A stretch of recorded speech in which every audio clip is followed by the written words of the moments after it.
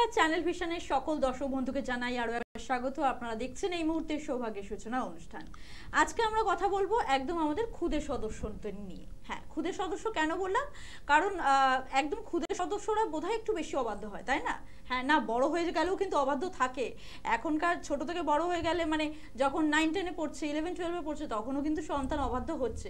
কিন্তু হ্যাঁ, খুদে সদস্যরা হয়তো কোথাও একটা বেশি একটুখানি অমনোযোগী হয়, একটু অবাধ্য হয়। অবাধ্য বলতে অবাধ্যর মূল কথা হচ্ছে অমনোযোগী। তাদের মধ্যে চঞ্চল ভাবটা একটু বেশি থাকে, চাঞ্চল্যত্ব ভাবটা একটু বেশি থাকে, যার জন্য তারা সবকিছুতে একটা অমনোযোগী। তারা প্রচন্ড ব্রিলিয়ান্ট হয়, কিন্তু এই অমনোযোগের জন্য কিন্তু কোথাও একটা গিয়ে তাদের পড়াশোনায় এফেক্ট পড়ছে, পড়াশোনায় ক্ষতি হচ্ছে, কোনো কিছুতে যেই কাজটাই করছে না কেন মনোযোগ সহকারে করতে পারছে না, কনসেন্ট্রেটের অভাব হচ্ছে, কারণ তার চাঞ্চল্য মানসিকতার জন্য বা তার চঞ্চল মনের জন্য সে কোথাও স্থিরতা পাচ্ছে না। সেই কারণে হয়তো সে প্রচন্ড অমনোযোগী হয়ে যাচ্ছে, বাবা মায়ের কথা শুনছে না, অবাধ্য হয়ে যাচ্ছে। কিন্তু এগুলো কেন হচ্ছে, এটা তো একটা কারণ আছে। আমরা কিন্তু সব বাচ্চা যে প্রচন্ড অবাধ্য বা সব বাচ্চাদের প্রচন্ড অমনোযোগী তেমন কিন্তু নয়। অনেক শান্ত বাচ্চাও আছে যারা বাবা মায়ের প্রচন্ড বাধ্য। শুধু বাধ্য বলেই না, যাদেরকে দেখবেন মানে যাদের মধ্যে চঞ্চল ভাবটা খুব কম, স্থিরতা আছে। মানে আপনি যখন তাকে কোনো একটা কাজ দিচ্ছেন, তারা সেই কাজটা কিন্তু সে একটা কনসেন্ট্রেটের সাথে, স্থিরতার সাথে করছে। কিন্তু যেগুলো যারা একটুখানি চঞ্চল হয় তারা সেটা করতে পারে না, একটা করতে করতে আবার অন্যদিকে মন চলে যায়। কিন্তু সেটার একটা কারণ আছে, সেটা একটা সাডেন টাইম পর্যন্ত ঠিক আছে, কিন্তু সেটা যখন অতিরিক্ত হয়ে যাচ্ছে তার মানে কিন্তু সেখানে কোনো রিজন আছে। সেটা কি রিজন আছে সেটা নিয়ে আজকে আমরা গুরুত্বপূর্ণ বিষয় নিয়ে আজকে আলোচনা করব। আপনারা পুরো অনুষ্ঠানটার কিন্তু সঙ্গে থাকবেন। চলুন মূল অনুষ্ঠানে প্রবেশ করা যাক। 30 বছরের অভিজ্ঞ তারাপীঠ ও কামাখ্যা সাধক, গোল্ড মেডেলিস্ট ও স্বর্ণমুকুট প্রাপ্ত জ্যোতিষ শ্রী বিমল মুখার্জিকে স্বাগত জানাই। নমস্কার বিমল বাবু। ওম অখণ্ডমণ্ডলাকারং ব্যাপ্তং যেন চরাচরম তৎপদং দর্শিতং যেন তস্मै শ্রী গুরবে নমঃ। গুরু ব্রহ্মা গুরু বিষ্ণু গুরুদেব মহেশ্বর গুরুরেই পরম ব্রহ্ম তস্मै শ্রী গুরবে নমঃ। নমস্কার দর্শক বন্ধুরা, আমি মাতৃ সাধক জ্যোতিষী বিমল মুখার্জি। আজকে অবাধ্য সন্তানদের নিয়ে কথা হচ্ছে। যে আমি একটা কথা শুনেছি বিমল বাবু, যে আমাদের জন্মছকে নাকি মঙ্গল এবং রাহু যখন কোনো একই হাউসে বসে থাকছে, মানে জন্মছকের একই সেম হাউসে যখন মঙ্গল এবং রাহু বসে থাকছে, এই অবাধ্য সন্তানের সাথে এটার একটা কানেকশন আছে। এটার কি ব্যাপারটা আপনি একটুখানি খুলে বলুন। বহু মানে লোকের ফোন আসে আমার কাছে যে আমার ছেলে অবাধ্য হয়ে যাচ্ছে, আমার ছেলে কথা শোনে না, আমার ছেলের জেদ বেড়ে গেছে, ঠিক আছে, আমার ছেলের এই প্রয়োজন ওই প্রয়োজন, আমি দিতে পারলে এরকম হচ্ছে, এইসব মানে লেগেই আছে, ঠিক আছে। তো আজকে আমি যেটা বলছি ওই বাচ্চাদের নিয়েই, ওই যে দেখে থাকবে তুমি 2020-21 সালের পর থেকে, এই করোনা পিরিয়ডের পর থেকে এই জিনিসটা কিন্তু উত্তরোত্তর অনেকটাই বেড়ে গেছে। আগে কিন্তু এই জিনিসটা 2020 বা 21 সালের আগে কিন্তু এই মানে বাচ্চাদের যে এই অবাধ্য ব্যাপারটা বা এই ভয়ঙ্কর যে রাগ জেদ, ঠিক আছে, এটা কিন্তু তখন অতটা মানে প্রকটভাবে ছিল না। এই করোনার পর এই যে মোবাইলে পেয়ে হাতে যখন তখন কথাবার্তা, মোবাইল নিয়ে অনলাইনে কথাবার্তা, অনলাইন ইয়ে করা, ঠিক আছে, বা গেম খেলা, ঠিক আছে, এই জন্যই কিন্তু আমার মনে হয় যে এটা অনেকটা প্রকোপ বেড়ে গেছে, ঠিক আছে। এখন তুমি যেটা বলছো, জ্যোতিষে কিন্তু একটা ইয়ে আছে যে মঙ্গল, তো মঙ্গল, যদি মঙ্গল কথাটার অর্থ কি সবকিছু মঙ্গল, ঠিক আছে, আবার মঙ্গল মানে অমঙ্গল মানে কি সবকিছু অমঙ্গল। সুতরাং মঙ্গল কিন্তু অমঙ্গল মানে মানে জন্মছকে মঙ্গল কিন্তু অমঙ্গলের কারণ এবং মঙ্গলই আবার মঙ্গলের কারণ, ঠিক আছে। সেটা কেমন একটু বলুন। দেখো, মঙ্গল যখন কোনো একটা অন্য গ্রহের সঙ্গে থাকছে, অন্য গ্রহের সঙ্গে একই রাশিতে থাকছে, যেমন তুমি এই যে জানো যে মঙ্গল যদি রাহু, মঙ্গল তো ক্রূর, মঙ্গল ক্রূর, ঠিক আছে, গ্রহ। এরপরে আবার রাহু হচ্ছে কি তোমার চণ্ডাল গ্রহ।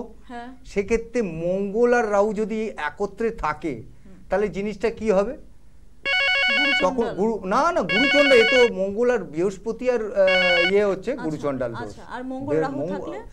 হচ্ছে এই বাচ্চাদের যে এই জিনিসগুলো হচ্ছে, এই যে অবাধ্য হয়ে যাওয়া, রেগে যাওয়া, জেদি হয়ে যাওয়া, কারো কথা না শোনা, ঠিক আছে, বাবা মার উপরে অসন্তুষ্টি হওয়া, ঠিক আছে, কোনো কারোরই কথা শুনবে না, গুরুজনদের কথা শুনবে, কারোরই কথা শোনে না, ঠিক আছে, এই যে লেখাপড়ায় মনোযোগ নেই, ঠিক আছে, এই জিনিসগুলো তোমার হবে, ঠিক আছে। রাহু যে কোনো ভুল কাজ করিয়ে দেবে, ঠিক আছে, এইটার জন্য তুমি ঠিকই শুনেছো। তো সেক্ষেত্রে ওইখানে যদি আবার ধরো তুমি এটা কি জানো, ওইখানে যদি আবার রবি বা মঙ্গল যদি নিচস্থ থাকে, ঠিক আছে, বা রবি যদি ওর সঙ্গে যুক্ত হয়, ঠিক আছে, হ্যাঁ, যুগ বা সাথে থাকে বা যুগ, তখন কিন্তু ওই সন্তানের জন্য মা বাবার আবার সম্মানে কিন্তু সম্মানহানি হওয়ার একটা বিরাট চান্স থাকে, ঠিক আছে। এটা হচ্ছে জ্যোতিষ মতে, ঠিক আছে, এটা তুমি যেটা শুনেছো একদমই ঠিক আছে, কোনো অসুবিধা নেই। বেশ, আমাদের কোনো কলার বন্ধু অপেক্ষা করছে, চলুন একটু কথা বলে দেখে নেওয়া যাক কে আছেন। নমস্কার, কে বলছেন? নমস্কার, আমি যাদবপুর থেকে বলছি, অজিত হালদার। আচ্ছা, কার সম্পর্কে জানতে চাইছেন আজকে? হ্যালো, আজকে আমার মেয়ের সম্বন্ধে একটু জানবো। আচ্ছা বলুন, মেয়ের নাম, ডেট অফ বার্থ। মেয়ের নাম হচ্ছে শ্রাবণী হালদার। আচ্ছা, শ্রাবণী হালদার। আচ্ছা বেশ, ডেট অফ বার্থটা বলুন মেয়ের। Date of birth 8/5/1992। আচ্ছা, 8/5/1992। জন্ম সময়, জন্মস্থানটা জানবো। একটু আস্তে আস্তে বলতে বলো। 8/5/1992। 8/5/1992। আচ্ছা, জন্ম সময়, জন্মস্থানটা জানবো। জন্ম সময় হচ্ছে দিনের বেলা 11টা। 9টা, সকাল 9টা? 11টা। আচ্ছা, সকাল 11টায়, দিনের বেলায় জন্ম। বেশ, জন্মস্থান কোথায় ছিল? কলকাতা। কলকাতাতেই ছিল। আচ্ছা, আপনার প্রশ্ন কি আছে মেয়েকে নিয়ে? প্রশ্ন বলতে মেয়ের বিয়ের ব্যাপারটা নেই। আচ্ছা, মেয়ের কি বিয়ে হয়ে গেছে না কোনো একটা সমস্যা হচ্ছে, কি বলুন? সমস্যা হচ্ছে মেয়ের বিয়ে হয়নি। মেয়ের বিয়ে এখনো হয়নি। আচ্ছা, 92 সাল মানে তো এখন মেয়ের 32 বছর বয়স হয়ে গেল, তাই তো? হ্যাঁ। আপনি কি মানে বিয়ে দেওয়ার চেষ্টা করছেন? কোনো সম্বন্ধ দেখছেন? দেখছি তো, ঠিক হচ্ছে না। ব্যাপারটা শুনুন, বলছি আপনার মেয়ের কিন্তু বিবাহের যোগ চলে গেছে, তখন উনি ওর কেরিয়ার নিয়ে ব্যস্ত ছিল। ও যে জবটা, ও তো জব করে, সরকারি জব করে। হ্যাঁ, তো সেক্ষেত্রে ওর তো সরকারি জব যখন দরকার ছিল, ও সেই চাকরি নিয়ে, ওর সেই জব নিয়ে কিন্তু ব্যস্ত ছিল, ঠিক আছে, সেই সময়। আপনি ঠিকই বলেছেন, জব নিয়ে ব্যস্ত ছিল। হ্যাঁ, সেই সময় কিন্তু ওর একটা বিবাহের যোগ চলে গেছে, ঠিক আছে। হ্যাঁ, বিবাহের যোগ চলে গেছে, ঠিক আছে। এখন দেখা যাচ্ছে তার জন্মছকে মাঙ্গলিক আছে, মানে মাঙ্গলিক মানে পুরো পূর্ণ মাঙ্গলিক নয়, ঠিক আছে, সে লগ্নের দিক দিয়ে মাঙ্গলিক আছে, চন্দ্রের দিক দিয়ে নেই, ঠিক আছে, পূর্ণ মাঙ্গলিক সে নেই, ঠিক আছে। তার ওই একটা মাঙ্গলিক আছে বলেই ওই বিয়ের যে ব্যাপারটা আছে ওটা দেরি হচ্ছে, ঠিক আছে। এটাকে প্রতিকার করে নিলে কিন্তু তার এটা হয়ে যাবে, ঠিক আছে। একদম মাঙ্গলিক রয়েছে, সে মাঙ্গলিকটাকে প্রতিকার করে নিন, ঠিক আছে। আপনার বাড়ি কোথায়? আমার চেম্বার আছে কালীঘাট আছে, শিয়ালদা আছে, কালীঘাটে।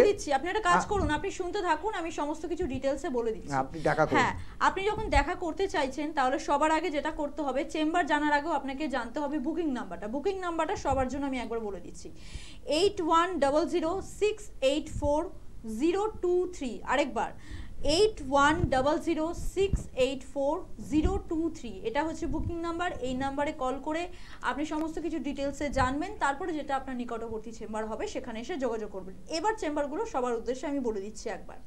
শিয়ালদাতে পেয়ে যাচ্ছেন বিমলবাবুকে, আর পাচ্ছেন আপনারা কালীঘাটে, দক্ষিণেশ্বর ও চুচুড়াতে পাচ্ছেন। এছাড়াও বিমলবাবুকে আপনারা পেয়ে যাচ্ছেন কৃষ্ণনগর, ব্যারাকপুর, বর্ধমান ও মেছেদাতে চেম্বার। এবার আমি একটা গুরুত্বপূর্ণ বিষয় আপনাদেরকে বলি, সেটা হচ্ছে এই মহালয়, সামনে যে মহালয় তিথি আছে, সামনে মহালয়া তিথি আছে, একটা শুভ লগ্ন, সেদিনকে একটা শুভ তিথি। সেই তিথিতে আপনাদের জীবনে যে সমস্ত সমস্যাগুলো চলছে, মানে যেমন ধরুন মাঙ্গলিক বা আরও যে সমস্যাগুলো আছে, কালসর্প বলুন, বিভিন্ন রকমের যে সমস্যাগুলো আছে, আমি সবটা বলছি না কারণ সবটা বলতে গেলে অনেকটা টাইম নষ্ট হবে। যে এই ধরনের সমস্যাগুলোতে যারা জর্জরিত, বা এই যে আমরা যে বিষয়টা নিয়ে আজকে আলোচনা করছি, যে সন্তান অবাধ্য হয়ে যাচ্ছে, এইগুলো তো বিরাট ধরনের একটা সমস্যা। তো এই সমস্যাগুলো যদি আপনি নিবারণ করতে চান, সেই নিবারণগুলো কিন্তু এই শুভ যোগে মানে এই শুভ দিনগুলোতে কিন্তু এই নিবারণগুলো আপনারা করতে পারেন। মানে মহালয়ের দিন শুভ তিথি, সেই তিথিতে কিন্তু বিমলবাবুকে আপনারা চাইলে এই ধরনের সমস্যাগুলো নিয়ে আসতে পারেন। তিনি কিন্তু সেই তিথিতে ক্রিয়া করেন, সেটা তারাপীঠে করেন। শুধুমাত্র মহালয় তিথিও নয়, বিভিন্ন বড় বড় যে অমাবস্যাগুলো থাকে, যেমন ফলহারিণী অমাবস্যা, যেমন কৌশিকী অমাবস্যা, তারপরে মহালয় তিথির যে অমাবস্যা রয়েছে, এই বড় বড় অমাবস্যাগুলোতে কিন্তু উনি ক্রিয়াকর্ম করেন। আপনাদের যাবতীয় জীবনে যেই সমস্ত সমস্যা আছে জ্যোতিষ মতে, তন্ত্র মতে, সেইগুলো কিন্তু ক্রিয়া করে আপনাদের সমস্যাগুলো নিবারণ করতে পারেন এবং একটা সুন্দর জীবন নিজেদের জন্য উপহার নিতেই পারেন। তো এইটা একটা গুরুত্বপূর্ণ বিষয় ছিল, আমি বললাম। এবার আমরা একটুখানি আলোচনাতে ফিরবো। আচ্ছা, এই অবাধ্য সন্তানদের কি করে আবার মানে কি বলবো আগের ফর্মে ফিরিয়ে আনা যায়, মানে একটা সুন্দর সন্তানের দিকে তাদেরকে ফিরিয়ে আনা যায়, মানে অবাধ্য তাদের মানে চঞ্চল মনোভাব, এই জায়গাটা থেকে তাদেরকে কি করে ফিরিয়ে আনা যায় একটু যদি বলেন আপনি। ব্যাপার হচ্ছে, দেখো আমি কতগুলো টোটকা বলতে পারি, একদম সেগুলোই জানতে চাইছি। এই টোটকার মাধ্যমে যতটা করা যায় ততটা করা যাবে, তারপরে তো প্রতিকার অবশ্যই করা যেতে পারে।